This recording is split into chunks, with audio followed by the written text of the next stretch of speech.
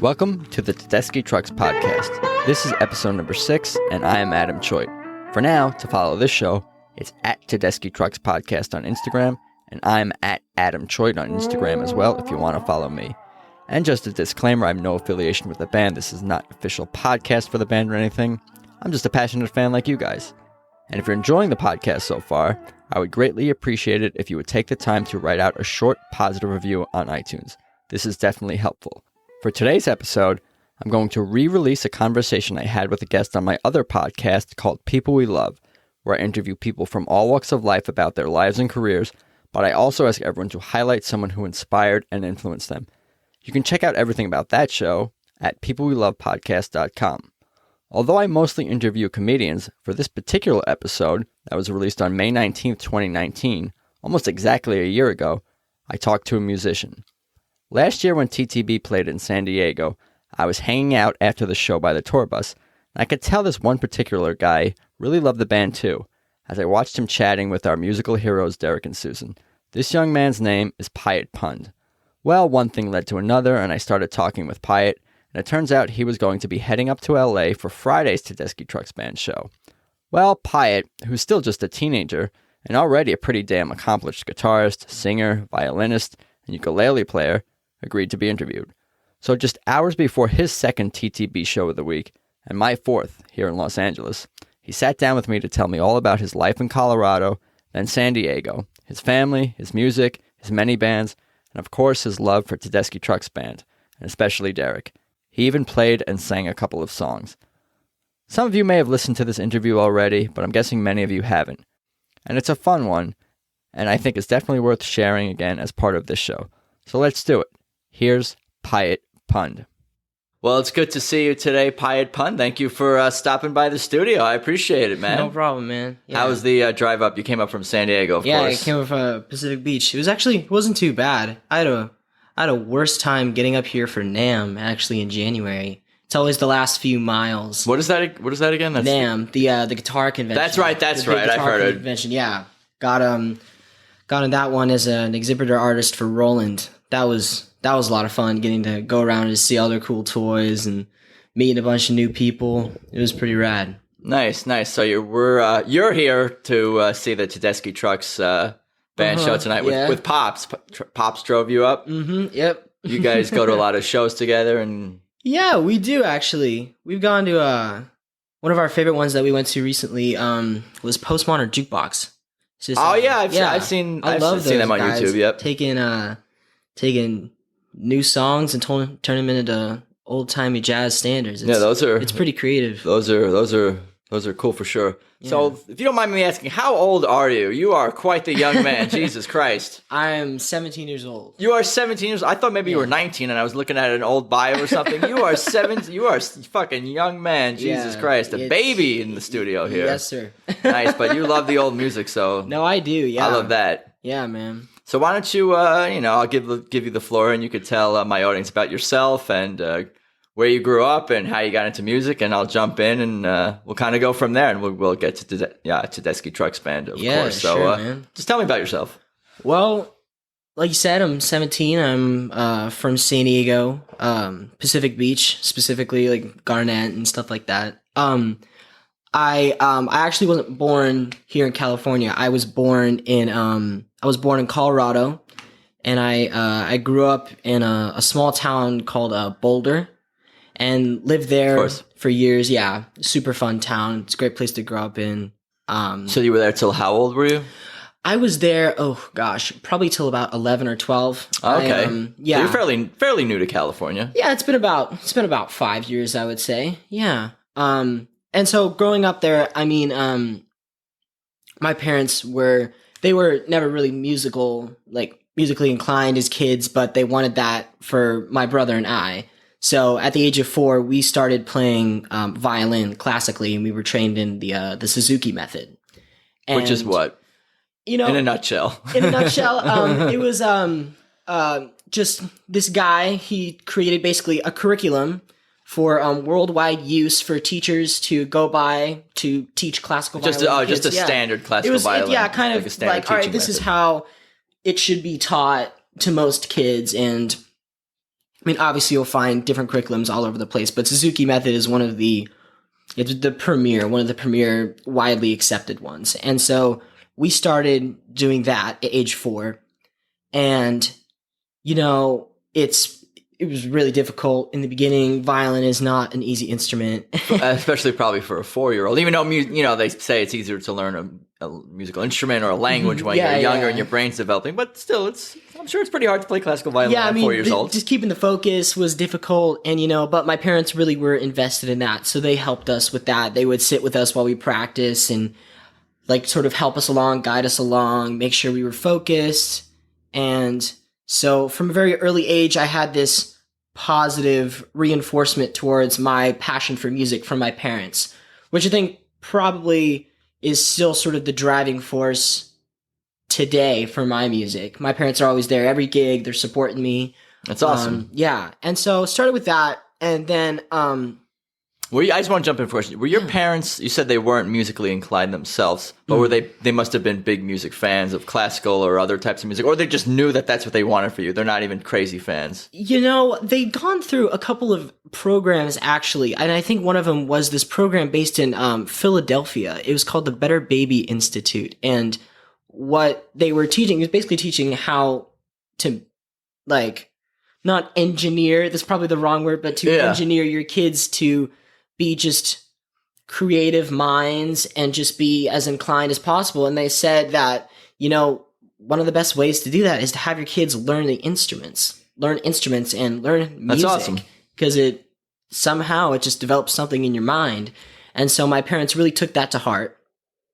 And that's kind of how it sprouted with them. They were really into that idea of us learning violin. And so, we continue with that, and I think around age 7, my parents decided to get a divorce, and so that was hard on my brother and I. You said you were 7? I was 7 years old, yeah. So that must have been about 2008, 2009. And you were still in Colorado. I was still in Colorado, yeah. And so obviously it was hard on my brother and I. Yeah, I'm sorry to hear that, man. Yeah, Tough. It's okay, and so what we did basically is kind of, we needed sort of an output for that. We needed a way to express our emotions in a more tangible way for us. And so we turned to music. We really started getting into music together. We both picked up the guitar. That's actually when I first started playing the guitar. And we were taking lessons every week. We were practicing. We were playing with each other. We were jamming with friends. Is it an older brother or a younger brother? This is an older brother. How much older is your older brother? He is about 3.5 years older. He's about 20 now. Gotcha. So you guys sound like you're pretty close. We are pretty close. Yeah. He was actually the one who really pushed me as a musician in our early years, and still continues to push me every day. Even though I think I'm catching up on it a little bit. Yeah. What kind of music were you guys playing when you both started? Sounded like you're both starting to getting into guitar around the same time. We kind of started. We actually took a couple lessons together, and then we started taking them separately. We were both really into, just sort of classic rock. Yeah, sure. It's right up my alley, my friend. Yeah, we were sticking with we really loved Led Zeppelin. We loved AC/DC. Oh, we were such huge AC/DC fans. I still am very much. Yeah. Sick. We actually, our first ever concert was a rock concert. It was the this old 80s metal band, the Scorpions. Oh, Scorpions. I know Scorpions. Of course. Yeah, it was their I think it was their farewell tour, and we saw them live because we'd been listening to them for years, and we just really loved them. We saw them live. It was our first concert.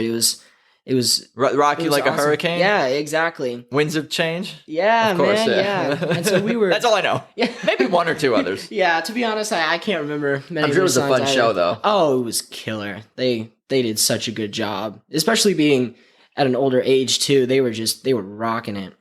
Damn. But yeah, and so we were learning Led Zeppelin and the Beatles and, the Eagles. We were kind of going for those classic songs, and that's just kind of, our parents had us listen to that stuff. We'd sort of grown up on that stuff. And so we started learning that. And then I decided, I love the guitar, but I also want to learn the ukulele. So I my dad just got me ukulele one day, and I just started learning and practicing, and I got a little chord chart. I think I probably still have it. All my friends have ukuleles, and I'm always fiddling on them. Yeah, it's such a nice little instrument to have. Yeah, it's coming. Yeah, but yeah, and so I started learning that and getting into that music. You know, listening to a lot of Hawaiian stuff, just kind of trying to emulate it. I'd listen and I'd be like, oh, maybe this is what they're playing, and try and work it out there.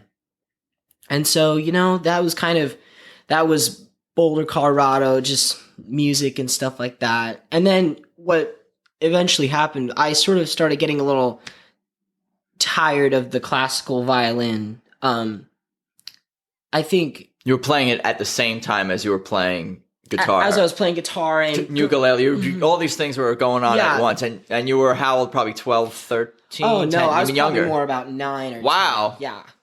Boy. I was much younger. Yeah, I was, and so I loved it. I loved classical music, and there was definitely expression in it for me, but I sort of started feeling like I was getting in this box. Like I was being boxed in a little bit. And sometimes, you know, creatively, that's the best thing for you because you have to maximize what you can do. But sure. I wanted to start to kind of branch out. And so what my brother and I both did, he did it first, and then I saw it. I was like, oh, I want to do that too. We started learning Celtic Irish fiddling. On what instrument? On violin. On violin. Yeah. And so more kind of like the Northern European, like traditional styles of violin playing. And we started studying with another teacher in Boulder, Colorado. And we really got into that. And you know what?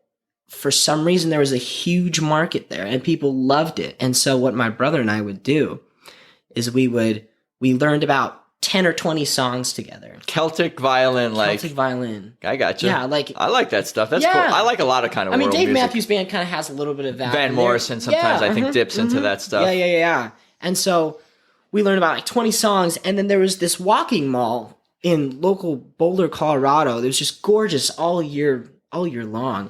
And so we would go out there. I mean, it was even like after school. Like after school, finish school at, I don't know what time, like 3 o'clock. And then we drive into downtown Boulder, and then we play from 4 o'clock to 5:30. And you know, sometimes that was the best money I've ever made as a musician. That's a nice size set right there. An hour and a half, and you're making money. No, you need a permit or nothing. Just show up. You just show up and you put your. You don't get tased by the local authorities. You don't have to show the paperwork. No. Are you guys auzed to be here? Just go on the street, right in the middle of the mall, or yeah, it was just a walking mall, and we just walk out there and just start playing. And just walking around, or you set up a camp. We would just set up like a little camp. We'd set up like a little area. We had the areas that we knew that would make the most money, and so we would just sit there, and people walking by, they would listen for maybe about 5 minutes. They'd throw in $1 or $2, and then keep on going. And you know, that was probably the first sort of, I would say, experiences I had as like a collaborative process. Like with my brother, he was the first one I sort of really started getting into that idea of playing with somebody else. Did either of you sing, or was this all instrumental? It was all instrumental, actually. And so it was, we really had to practice at it and really kind of, I mean, we'd have to like be looking at each other the entire time, have to listen to what others doing and be doing different things. And so it's fairly complex stuff. And you guys were how old when you were doing this? We were 9 and 12. Yeah. People must have come by and like love this stuff. Just these 9 and 12-year-olds playing complicated Celtic. They were really digging it, and we were both on violin. You and your brother both on violin. Yeah, I would say on average, most days in an hour and a half, we'd be making upwards of like $100. It's nice. Yeah. It's good money for plenty of candy. You can buy a lot of candy with that. How much candy can you buy with that? Too much candy. Is there a video of you guys, any video of you guys at the mall? Maybe. I'd have to dig one up. Yeah. It was so long ago. You were about to say something. Well, I think I was just going to say that was probably like the first time I had the experience of being like a regular performer. Like it was almost like I had like a regular gig. Like I would do that after school pretty much at least 3 times a week. And I just loved it. I mean, and I would sometimes go twice in a day. I would go for 1.5 hours or 2 hours. I'd take like a 2-hour break. I'd like walk around the mall, hang out, and then I'd do another 2 hours. And then, I mean, it was just what we loved to do. And so it was this collaborative process between my brother and I, and it was just really killer. And so that was probably one of the most important stages, I would say, for me within the realm of my musicianship. Yeah, you got a taste of being a professional. Like you're working, you're being paid, you're doing what you love. You got a real, you're a professional gig. Yeah, it was. That's amazing. That's awesome. It was really cool.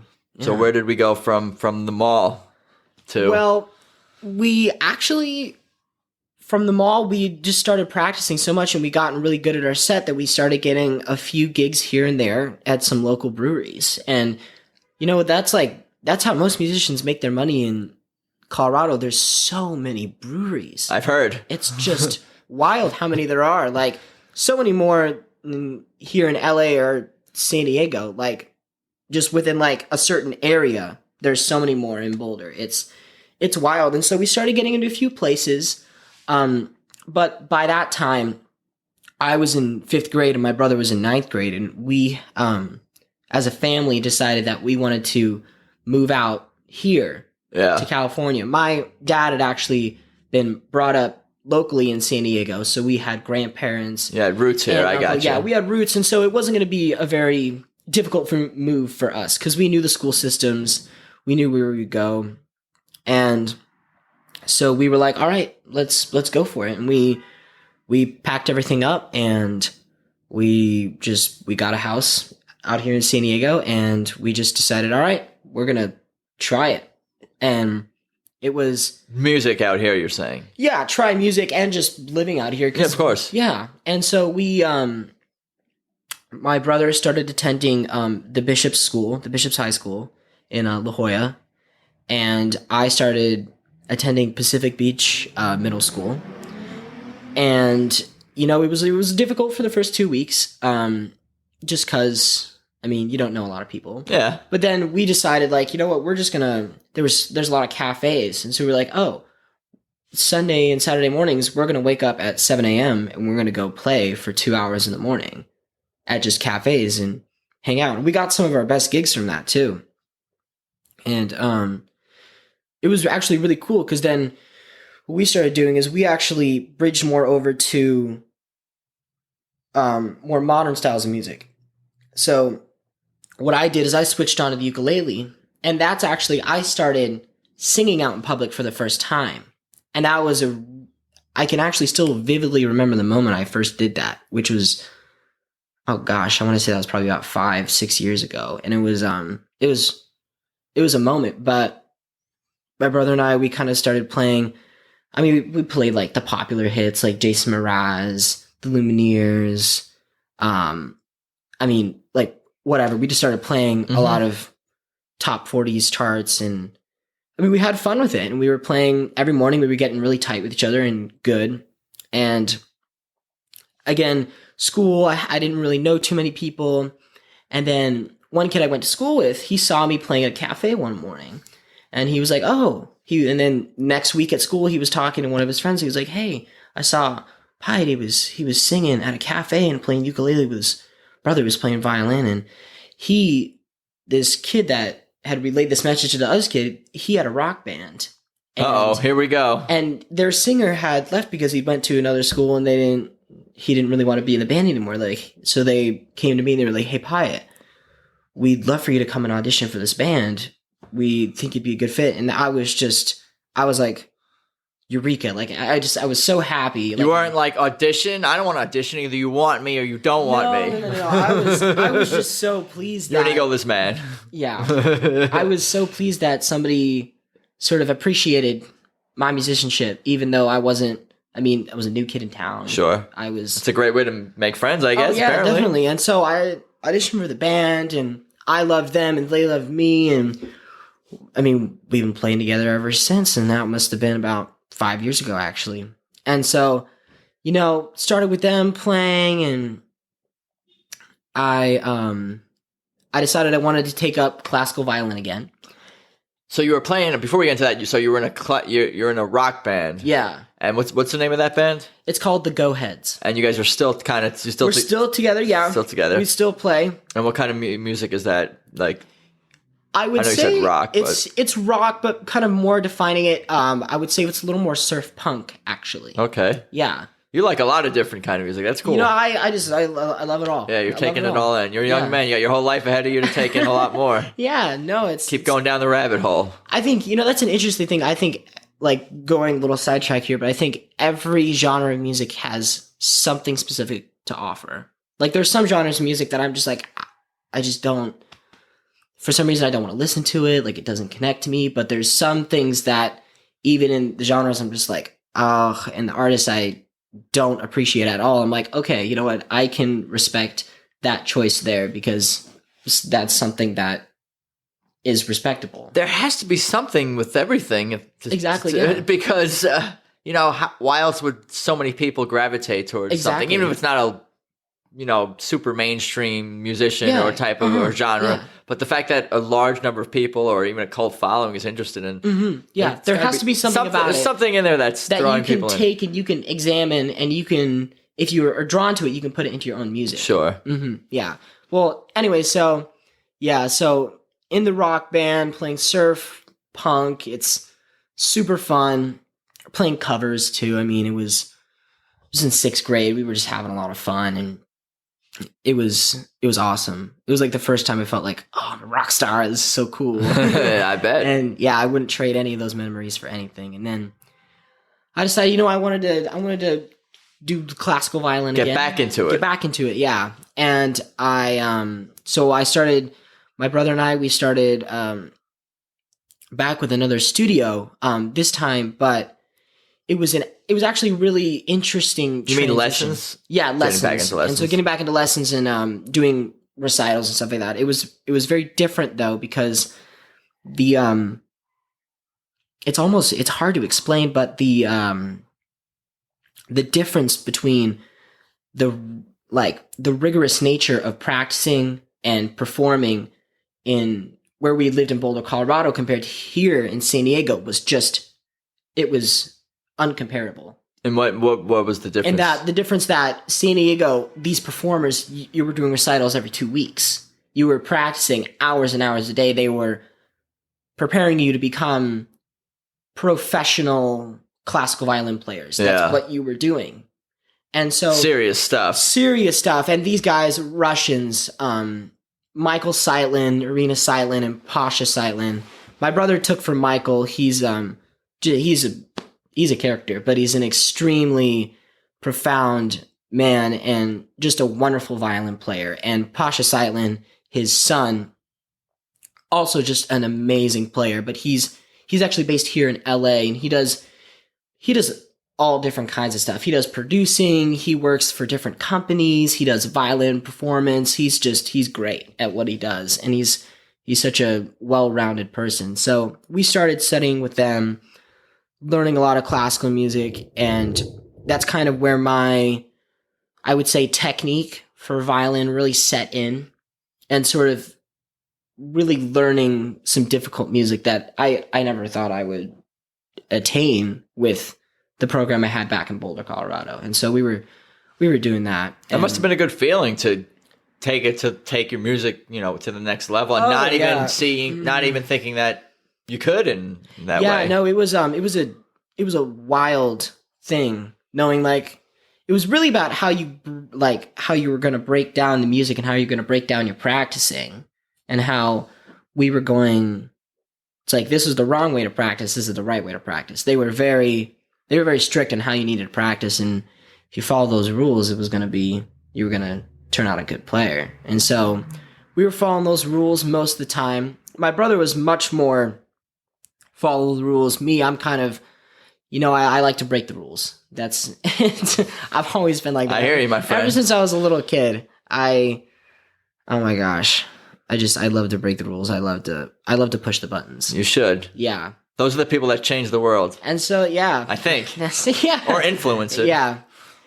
And, well, so, continuing on, like, we continue with them, and going into high school now, it's about, I would say, I'm a junior now, so about 3 or 4 years ago, going into high school,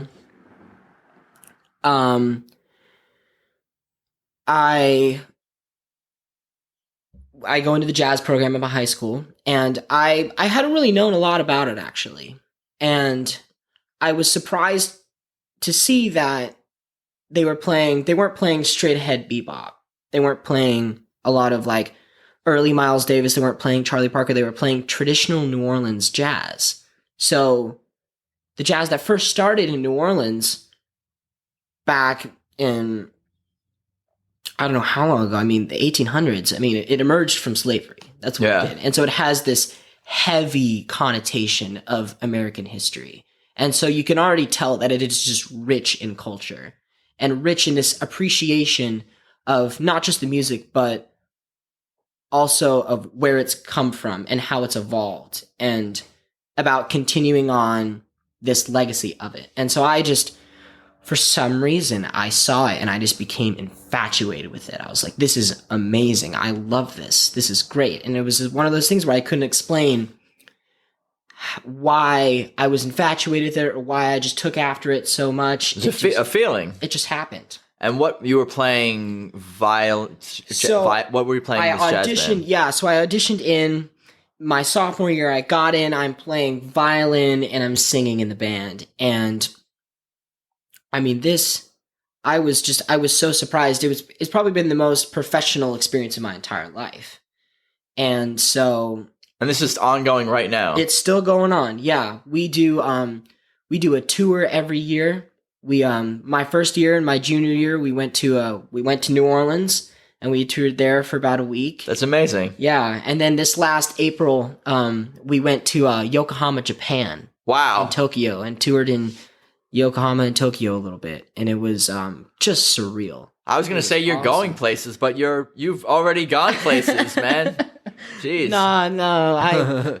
There's more places to go. There's so always more places to go. Yeah. There's 2 places. That's 2. 2 plus many more to go. You know, but it was just such a great experience, and I just, you know, I learned more about playing and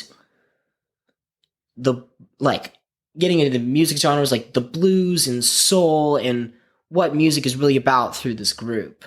And it's a 12-person group. So we've got a full horn section, a full rhythm section, plus 2 singers, and it's more complicated music than I've ever played, because like when you get into it like jazz, it's really sort of up to the interpretation. You have these specific set of rules, but it's up to the interpretation of the players and the ensemble. Yeah. And so you have to really be connected with your ensemble. I mean, you guys got to be like brothers and sisters. Like, you got to know what you're thinking. You gotta really sort of study each other, how you play. Anticipate. Yeah. And it's this whole thing. It's this constant anticipation. So whenever you're playing together, you have to flip that switch. You have to flip that listening switch. You have to think about all these different things, because it was I never thought I'd be playing it. I never thought I'd be playing New Orleans jazz or any type of jazz. So this group, it kind of branched out from just New Orleans jazz. You also played some blues stuff, you were saying, also, and some other kinds of jazz. And so it is pretty much New Orleans jazz. And I mean, jazz and everything like that came up from the blues. Sure. And so a lot of what we play has been influenced by the blues. So, I mean, we obviously studied out a lot of New Orleans jazz tunes are blues. And so we really started getting into that a little bit. Not a little bit, a lot. And, you know, sort of really studying it and becoming appreciative musicians about it. And not just like, oh, here's the chart, we're going to play how we want. Really sort of thinking about it on a level besides yourself. That's awesome, man. I mean, there's some mature people in this, serious musicians and mature people. It's I was so amazing. Lucky to have it, because I would not be the thoughtful player I am today if it wasn't for this just great direction throughout the band and knowing these people. This is the Mission Bay Preservationists down in San Diego through Mission Bay High School. And so, and you know, throughout that music program, I'm in other bands too. I'm in a gypsy jazz quartet with 3 of my best friends. That I've counted, I think, 3 bands so far. You're currently, from that school, yeah. You're in 3 bands right now. You got your surf punk band. You got your gypsy jazz quartet, yeah. which you're playing violin as well. Yeah. And then you have Mission Bay Preservation is the traditional. the school jazz. Yeah. And then my freshman year, my teacher had asked me, "Hey, you ever play guitar?"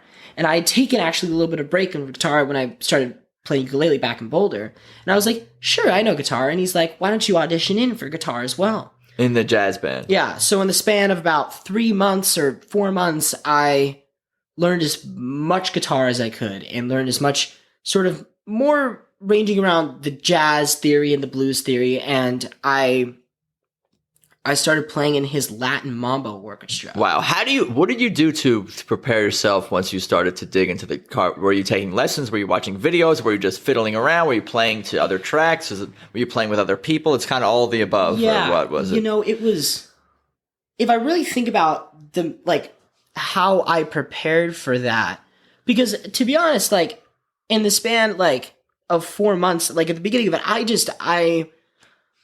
I knew my pentatonic scale in the open E position. That's all I really knew. That's crazy because I'm still studying that for 20 years later, basically. I mean, that's all I knew. But I started taking lessons from the guitarist who was there in my freshman year. He's graduated now. And I just, it was this thing where I dug into it. I don't think I've ever practiced this consistently or hard in my life. I just dug into it. I was like, this is my end goal. I'm gonna know how to solo. I'm gonna be comfortable. I'm gonna be confident with my playing. And so it's awesome. Every day, it was at least 2 to 3 hours. I would sit there and I would sit with my guitar and I would I still can't believe this is what I actually did. But for some reason, my mind, I was like, this is the only way. I would practice scales for about an hour. I would sit there, I would play the same pentatonic scale over and over again for about 30 minutes. Up and down the neck. It was literally just... Here you go. I don't know if that's in tune or not.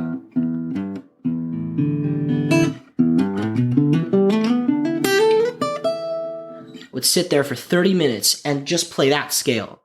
Just up and down the neck, getting comfortable with it, feeling like, okay, maybe if somebody played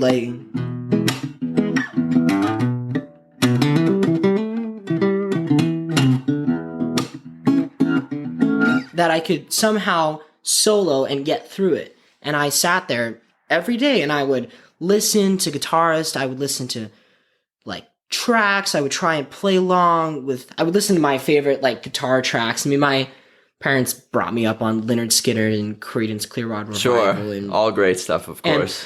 And I'd taken a long break from that stuff. And so when I got back into it, I was like, you know what? I know these songs. I think one of the moments that it was kind of profound that I knew that, I'd known of the person, but I hadn't ever, retained it, was I started listening to Stevie Ray Vaughan.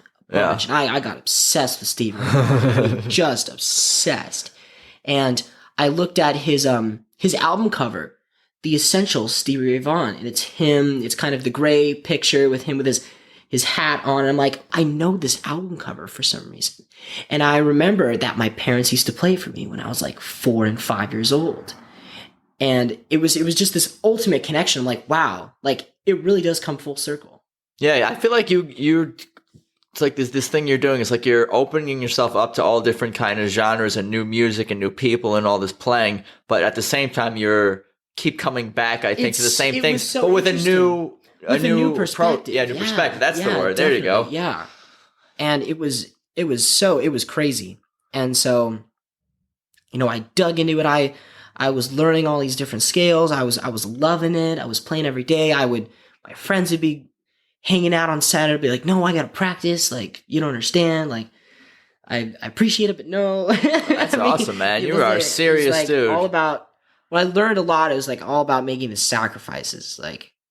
To be a good player, you have to make a lot of sacrifices as not just a musician, but as a person. Is it more that when you say sacrifice, is it really just your time? Your time, what you're giving up that you could do with your time and your playing, or is it even other sacrifices? I mean, that covers a lot. Just your time, because you could be doing anything. I think the big one is probably time, but I would also say another one, and it sounds a little depressing when you think about it, but it's also like you have to sacrifice a little bit of your livelihood in a couple of different ways, I think. And I think one of them is that you know full well that you're going into an industry that in the past 20, 30 years has just been flooded with so many different people. Right. So many people wanting to be musicians, and so many people now have Spotify and iTunes and all this stuff. And it's a great tool, but it's also, you have to realize how much competition there is. Yeah, luckily for me, I'm really the only podcaster out there these days. Yeah, so man. I'm good to go. It's all good. No, I hear you. No, yeah, and it's almost like it sucks, but you also know that you can't do anything else with your life. Right. It's like, I know full well that I cannot I can't go and become a lawyer. I know I would be a great lawyer, but I can't do it. Do you find yourself, obviously you find yourself inspired by other musicians, but do you find yourself even competitive at all? Or jealous even, or any of that? Does that ever creep in? Yeah, totally. But it doesn't seem like those kinds of negative emotions consume you. No. I don't think I'm ever really jealous. I think I'm very envious, and like, it all comes down, like, even if like you're learning, like, one of my best friends, he's a guitarist, and he's better than me. He's fantastic. He's got a rockabilly trio with his dad and his little brother. Wow. His dad is on bass, his little brother's What's on the name of drums. that act? The Sea Monks. The Sea Monks, they're based in Pacific Beach, and oh man, they're just killer. He's a killer guitarist. He's really taken after it. He's such a great kid, and he's just started playing as much as he can. And now he's surpassed a lot of professional musicians, a lot of older musicians, and he surpassed me at knowing how to get gigs all around San Diego and knowing how to do it. I mean, he's literally going on tour this summer to Texas. He's going Austin, Houston, Dallas, and Houston. And this is it's a dad, your friend, the guitar player, and his young little brother. So it's the middle brother. The middle-aged person of the group. Not middle-aged, but you know what I mean. Yeah. And he's the one who actually books all the gigs and he does does everything. the business. He's Not Pops, not Dad. I mean, Dad, I Of course, think probably there. helps with But he's some the of driving force. He's the driving force. And you know what? I think out of anyone, has pushed me more to become a better musician and a more creative musician.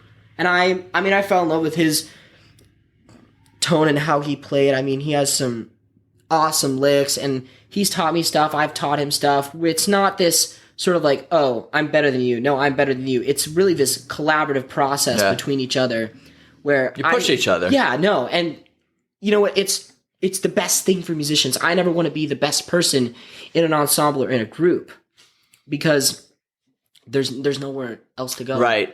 I've heard that. Just just jamming with people over the years, they always say, "Oh, always play with somebody who's better than you. If you can't, play with people who are better than you." Better than me all the time. And oh man, yeah. So his name is Noah Kapczynski. Need to look out for this kid. Nice. He's going to be doing big things, and he's killer with what he does. And so, kind of like, thinking about like getting back to sort of like the idea of like sacrifice, like you sacrifice a little bit of like your livelihood, like, all right, there's a lot of competition out there and you have to be good at what you do, and you have to be, and it's what the kind of the hard part is that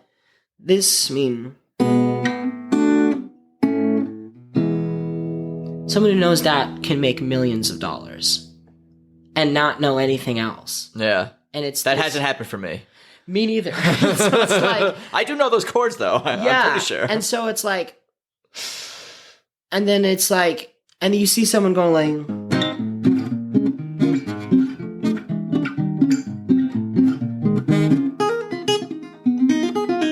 you see someone tearing off and going off, and like they've really gotten into their craft, but it's like they've got like $5,000 equipment in a $500 car going to a $50 gig. Yep. Like, I love that idea. It's so funny because it's so accurate of where like music is and where it's going. And what's sort of sad is that, I mean, obviously there's amazing pros to having Spotify and iTunes and YouTube. I mean, you can get The famous reach. in a day. You post the right thing, you can get famous in a day, and you can kill it. But it also sort of systematically crumbles the idea of listening to live music and the idea of live music.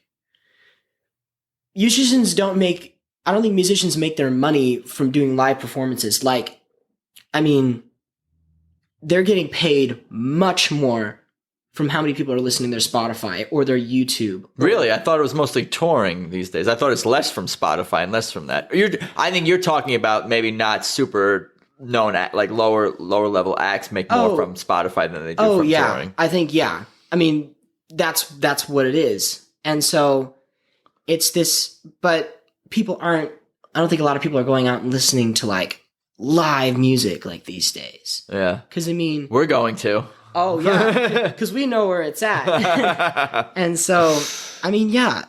I mean, that's also sort of a sacrifice you have to make too. You have to understand that the idea of people purchasing CDs and people purchasing tickets to go to your shows it's not the same as it used to be.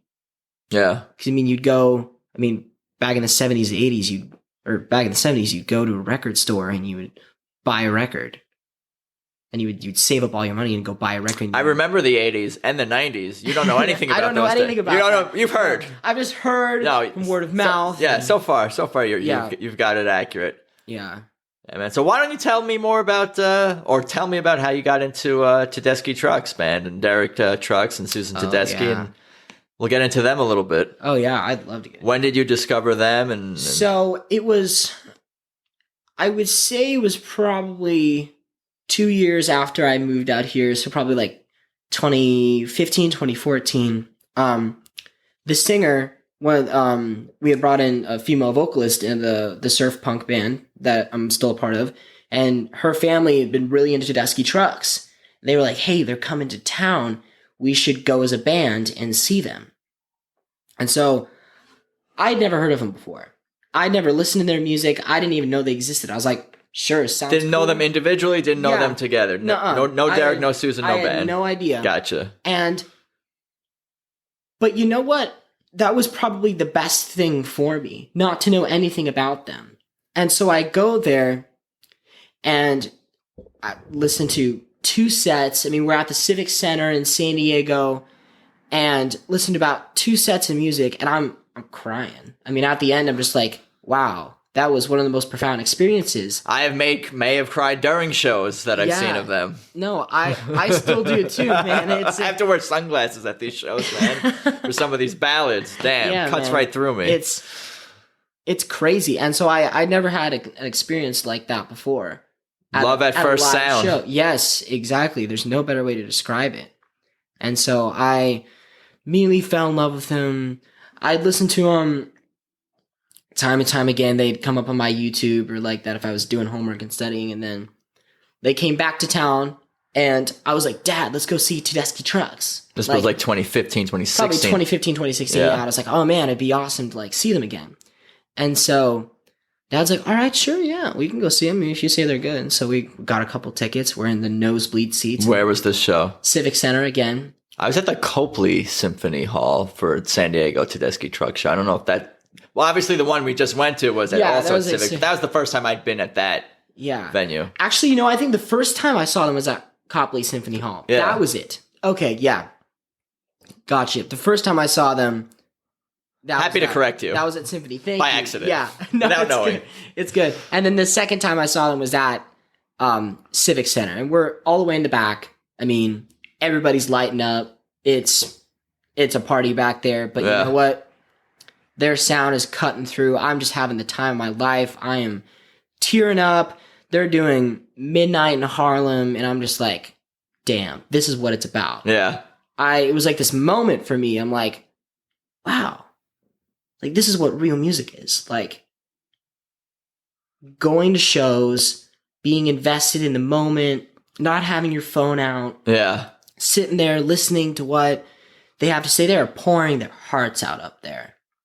And I want to get as much as I can. I want to be receptive to them, because coming from a musician's perspective, it's hard when you're trying to express yourself as much as you can and nobody wants to listen. Right. It doesn't make sucks. sense. It sucks. But everybody's there. They're invested. They're having an awesome time. Derek is ripping. He is ripping into it. And I'm having the time of my life. And so after that, I started listening to them. I was like, they're on my Spotify like every day. I don't think I've gone one day since that show without listening to them. You're like my twin brother over there. I'm pretty much the same way.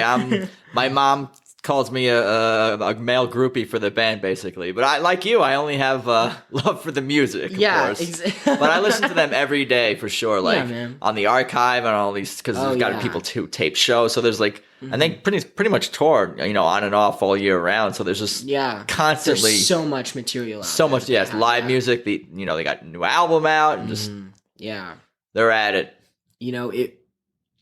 It's profound how, like, it's like you think about it, and it's like you'd ask a person on the street, they there's a good chance that they probably wouldn't know about them. But these guys have been around for like forever. Susan and Derek have been playing for years and years and years now. And what's so awesome is that it's such a treasure trove of music. And it's so cool because it's almost like I get to go back in time. Like I get to look back throughout their history. I mean, going back and listening to some of Derek's like earlier stuff with like the Derek Trucks Band. I've done all of it. I started with Tedeschi Trucks Band also, but then dived back into Derek Trucks Band, dived back into Susan Tedeschi stuff, and exactly. And other members of the band too have put out music, of course. But what I did is I really sort of got hooked on Derek's guitar playing and his way of playing guitar. And I remember out of that first show, I went home, I was like, I've got a glass slide. I knew that was coming. This old Epiphone SG that my brother has had for years now. I busted it out. I cranked up the action. I plugged it into this Fender amp and I turned the gain on as high as I could. And I just started, I stayed up till midnight and 1 a.m. on school nights, sitting there looking at my computer, just listening and looking at Derek's solos and how he plays the guitar, and just seeing he's got such an incredible touch. Yeah. It's so profound. And I would hear a lick and I would stop it and I would try and pick out the notes and I would try and emulate it. And I started getting down the technique with my right hand and kind of creating it in harmony with the left hand. Nice. And really just started studying it. I really dug into the whole slide guitar playing, and he just infatuated me. Yeah, me too. When you hear Derek Trucks, it's Derek Trucks. It's such a signature sound. Mm-hmm. I feel like obviously probably Dwayne Allman would be his biggest influence, and other slide players as well. And B.B. King, not a slide player, but all the blues guys. But you just know his sound. Yeah, it's just so easily recognizable. It really is. It's, man, trying to copy that guy's tone is like trying to create a strand of DNA. It just doesn't, you can't. If you could capture, a tenth or 100th of that in your music, I think, not you specifically, but really anyone that's amazing. Now, is he your favorite guitar player? Do you have a favorite guitar player? Are they your favorite band? That's a tough question. I think they're probably my favorite band. Yeah. I would say they're my favorite band. I love Derek. I love his guitar playing. I love his idea of playing. And, I think one of the best, I really love Derek Trucks, and I think he's awesome. But one of the most profound things said by any musician today, Herbie Hancock, when people come up to him and ask him, man, I've been listening to you for years. Like, you're my favorite influence. Like, I just love that. And he says, you know what? If you want to sound like me, you got to listen to who I listen to. So he wasn't listening to himself. Obviously, he was listening to Charlie Parker. He was listening to Thelonious Monk. He was listening to all these he was listening to the original guys, the real ones. And so I listen to a lot of Derek Trucks, but I also like to listen to Dwayne Allman. Yeah. I mean, I also love to listen to the Allman Brothers. I love B.B. King. I love Buddy Guy. I love all these guys. I still listen to Robert Johnson. I still try and dig up his. I mean, he only has 28, 29 recorded songs. Yeah. I still listen to him. He was the turning point for blues in America. I think one thing about Derek's sound, especially with the slide, he gets that very vocal quality to guitar playing. It cuts through. Right through my soul, man. But what the hell was I going to say? That because he would listen to, I was reading or heard him in an interview say, he would listen to singers and try to emulate singers' voices and with their melodies on the guitar. He'd listen to Mahalia Jackson or Aretha Franklin and try to get their voices and their vocal I'm not quality. surprised. Yeah. You can hear it. You can hear it in his playing. He has an incredible vocal quality. I think what his mastery is, I mean, obviously he's a virtuoso player. He's got technique. He's got everything. But I think his most profound skill is his ability to create melody. Yeah. He is just masterful at creating melody. And hearing how he constructs melody and even thinking about it from a standpoint of wow, he's got soul, or from a standpoint of wow, that's some interesting music theory going on there. That's really profound thinking about it. And one of my favorite interviews of all time, I think, of Derek Trucks talking is him talking about the Indian influences. And they became my influences too. Sure. So he talked about how, I mean, you listen to Midnight in Harlem, my favorite recording of Midnight in Harlem all time, Everybody's Talking album. I don't know what year that's from, but the intro to Midnight in Harlem it's a night raga. And that's what these Indian musicians used to do. I mean, still do. And I mean, you have your sitar player, Ravi Shankar. He has influenced me like crazy just because it's like an hour-long song of creating a melody, stating it, changing it, going off on crazy, not tangents, but just crazy directions and coming back, restating the melody and going again. It's wild. Especially with his solos, Derek Trucks solos, he's telling stories. I feel he's telling stories. Being a masterful storyteller, I think, is the most important quality of a musician. Because I mean, you can just be tearing, you can be ripping, you can have the best technique out of anyone in the entire world. You can be another one of these metal Instagram shredders who is just, you just look at it, it's like, I know I'm not going to have that, but I have the ability to play a chord, or Derek has the ability to play a chord in a way that literally takes you from beginning to end and shows you an entire story. Yeah. It's just phenomenal on how he's able to do that.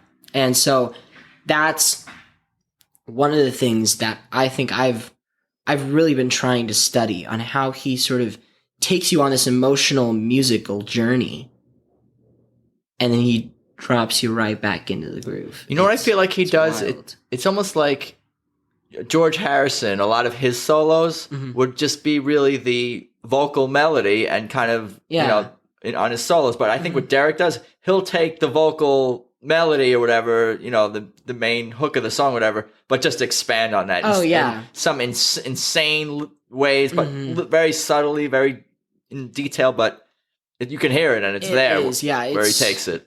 I can't say anything else except that it just touches me every time. And just some of the tones that come out of the guitar are just insane. Some of the notes when he goes real low or real high, they're almost like guttural. Yeah, but even his low raw notes, sounds. Even his low notes just cut through so easily through the band. I mean, he's got 11 other people up there on stage with him. He needs a sound and the tone and just his touch to cut through, and he knows exactly how to do that. And he's never overcrowding somebody. Right. He's never not playing. enough. He's always playing the perfect amount. Yep. He doesn't overstep his bounds. No, he doesn't. Never. And he's got just such a keen sense of mind when he's with the band, when he's in the playing setting. Even in Derek Truck's band, like listening back to those tracks, in his own band with his full name in the band, he never really, I felt like, overstepped his boundaries. I think he's very, very conscious of that for sure. Oh yeah, I think that's a huge part of who he is as a person. He's very much about the music. He's really humble person too.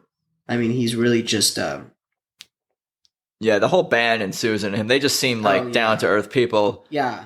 And, of course, I mentioned in the intro how we met by the bus and met the band and all that. And I could tell how passionate you were, of course. Oh, yeah. But why don't you tell me straight from the horse's mouth? Like, 'cause I'm assuming was that the first time you've met? That's the first time I've you ever met Derek and Susan or anyone else in the band as well? Anyone, yeah. So why don't you tell the audience what was that like to meet your heroes and your guitar hero?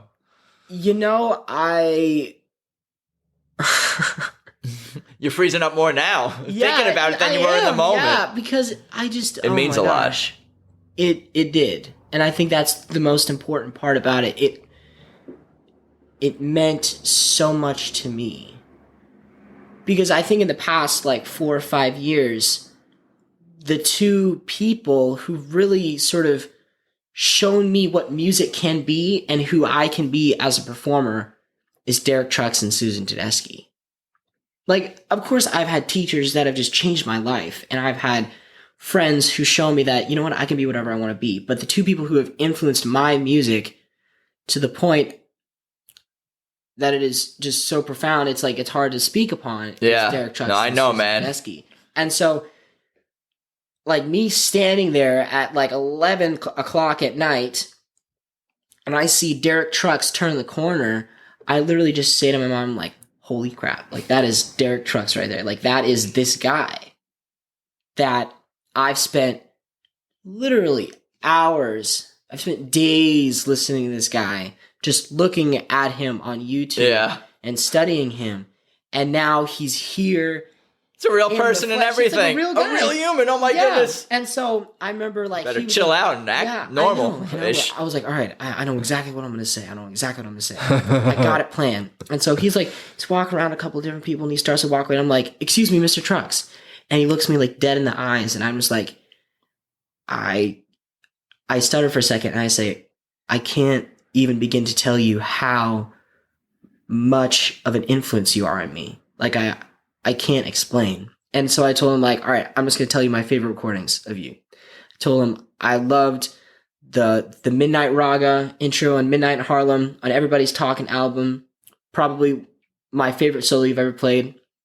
And then I started talking about my favorite recording of the Derek Trucks band. It was the 2010 I think King of the Blues Guitar Center competition. I was there. I think I was there. That's the first time I saw Susan and Derek together. Awesome. I don't even recall if that was an official Tedeschi Trucks show. I remember seeing Derek, Susan, Mike Madison. I think it was full Tedeschi Trucks. I didn't even realize. I thought it was just a guitar competition, but they played a full hour plus, maybe an hour and a half that night. Yeah. I'm pretty sure that was. Well, I've gone through all of the recordings of the Derek Trucks set, his Derek Trucks band at that set, and I loved Sailing On. They did Sailing On. Oh, yeah. I love that one. I love when they do that. And I studied that solo. I've studied that solo for a year now. And I transcribed it. I learned all the licks on the guitar. I fell in love with that solo. And I probably listened to it, I'd say, over about 150 times now. Fully through without stopping. And so I just told him, that's my favorite recording. I've transcribed your solos. I think you're just the biggest influence on me. And he said, oh man, thank you so much. That's so cool. And then he just reaches in his pocket and he pulls out a slide and he just hands it to me. That's awesome. You didn't even ask for it. I was standing right there too, and I was like, "Who's this young buck getting the slide? I want the slide." But then I kind of thought about him, I can see that this dude is fucking serious fan. Oh, seriously. Man, I just about lost it. I said, "Oh my God, thank you so much." He's like, "No problem, man." I'm like, "Can I get a picture of these?" He's like, "Sure, yeah. Let's get a picture."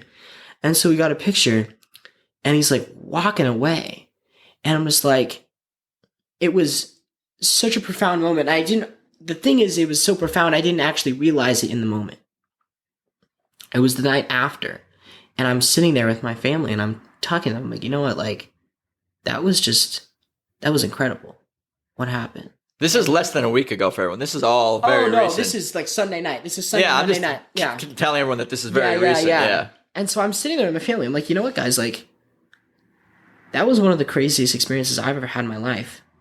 And my brother, he kind of, and I mean, I don't know what the effect Derek was thinking. I think he's like, oh my gosh, this kid's just listening to music and that's cool. And so I'll pass my slide. He'll have a fun time with it. But for me, it was much, much more important than that. Yeah. It was this, my brother described it, it was this symbolic idea of almost passing the torch. Yeah. Like somebody's got to kind of continue this music. Somebody has to continue the soul, the blues. Somebody has to keep this going. I don't think he's passing you the torch, but I think he might be lighting your torch. Maybe. Is that better? Is that more?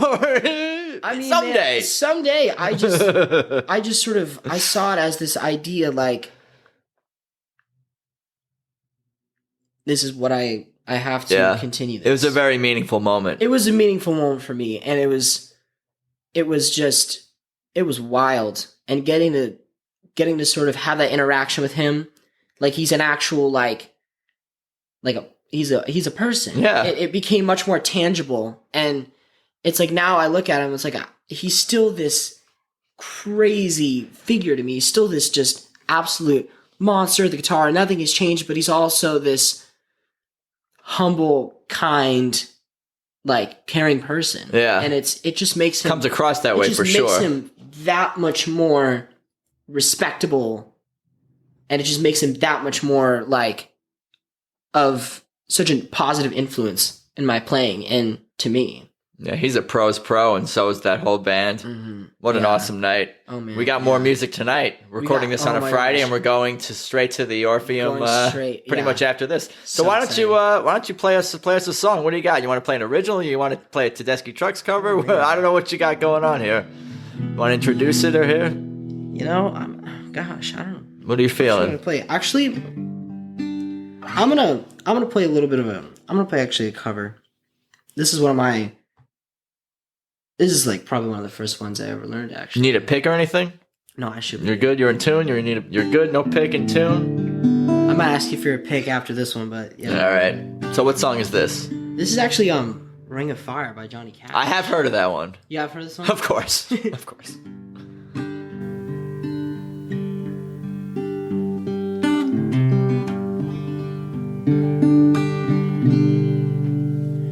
And love is a burning thing.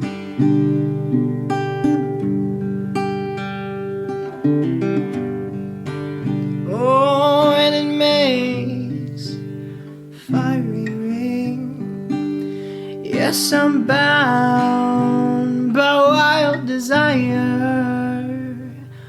Oh, and I fell into a ring of fire. Oh, I went down, down, down into a burning ring of fire. I went down, down, down. The flames got higher, and it burns, burns, burns. The ring of fire, the ring of fire, the ring of fire.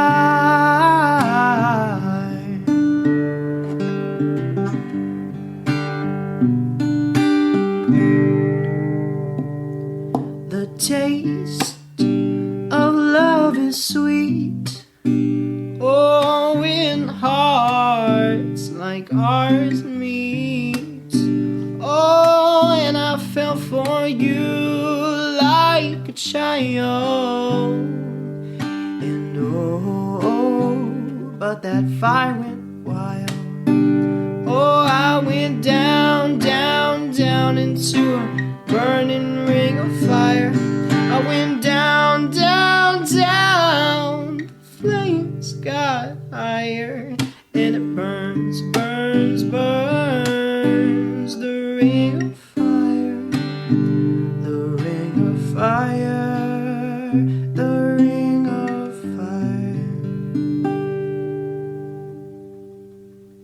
That was awesome, man. Great job. Yeah, no problem. That's awesome. Yeah. Great voice. Great guitar playing. I'm going to grab you a appreciate pick. I'm getting up. That's why the sound sounds weird right now. All right. I'm just going to let it roll. Letting the thing roll. Here's a 4,000 picks for you. Thank you. I appreciate it. Why don't you tell people where they can find you on social media, how they can follow your bands, your music? Yeah, man. And then we'll play another one, and we'll call it a day. Sounds awesome. So I'm on Spotify. I'm on under just my first name, Piatt, Piatt. I am on I'm on Facebook, Piatt Pund, Piatt Pund. Shoot me a friend request or follow my musician page. Also, Instagram, Piatt Pund, Piatt Pund. And I've got music on SoundCloud too, Piatt Pund. You're everywhere. Much everywhere. Yeah, they'll find you. They'll find you from one thing to the next. There's no problem with that one. Yeah. So how did you become Piatt Pund? Because that's quite the unique name, which is good, I think, for entertainer. So I think it comes from my mom's side of the family. I'm pretty sure.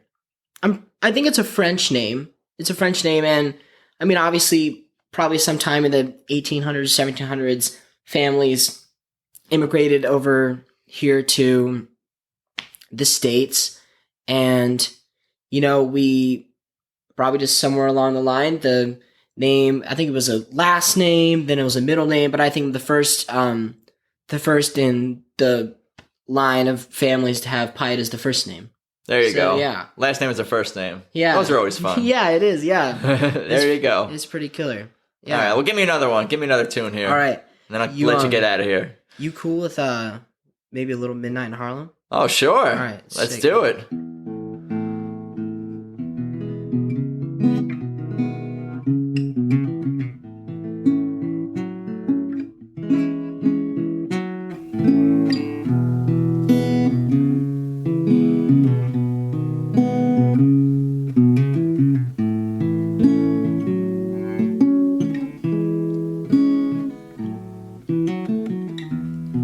Well, I came to the city. I was running from the past.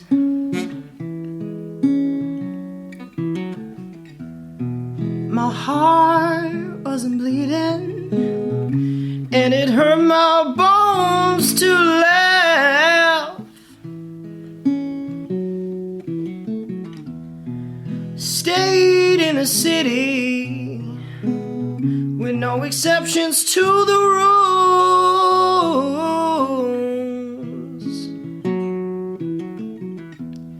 She was born to love me. I was raised to be her fool. Oh. Walk that line, torn apart.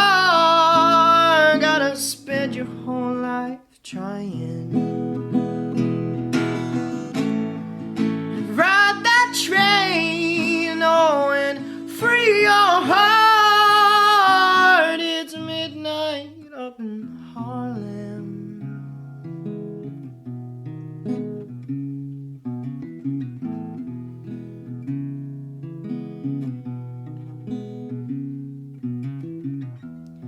I went down to the river and I took a look around.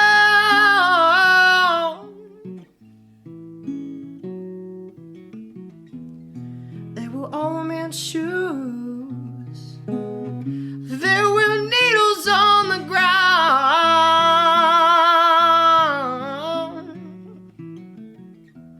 No more mysteries, baby. No more secrets, no more clues, yeah. And the stars are out there. You can almost see the moon.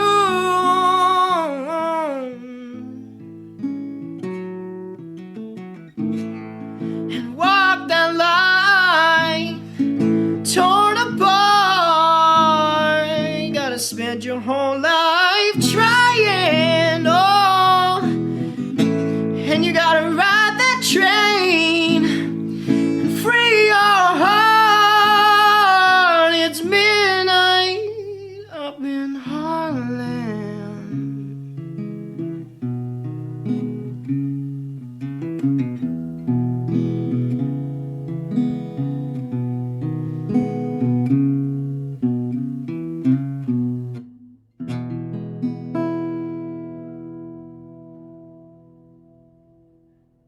Oh, hell yeah, man. That was beautiful, man. I Thank love you. that. I appreciate it. That song means a lot to me, man, for sure. I'm And so glad does I'm Tedeschi glad I Trucks Band. did And it. I'm sure the song and the band and all the music means a lot to you as well. And I Yeah, it definitely really does. appreciate your time and stopping by the studio. Oh, no problem, man. It's been awesome for Yeah, real. this has been so much fun. Yeah, man, we got a show tonight. Yeah. Let's do it. All right, let's do it, man. Cheers. Yeah, Piatt man. Pund. Let's talk soon. So there you go. My interview with Piatt Pund. Just wanted to thank him again for taking the time and for dropping by the studio and for playing and singing. For everything. That kid has an amazing voice. What a tone. Really looking forward to following Piatt's musical journey. Of course, thanks to Tedeschi Trucks Band for an amazing week back in 2019. And I hope everyone out there is staying safe and well, and life gets back to normal soon enough, and live music becomes a thing again. Susan, Derek, if you give us some live streams on your porch, we'd all really appreciate it. I'll even give you money for this. Not a lot, but a little bit. But for now, check out Tedeschi Trucks Podcast on Instagram. That's at Tedeschi Trucks Podcast. And of course, remember to tap subscribe or follow on whatever platform you listen to podcasts on. And of course, I am at Adam Choit on Instagram as well if you want to follow me. But yeah, that's about all I got for today. And again, thanks for listening. I appreciate it. Later.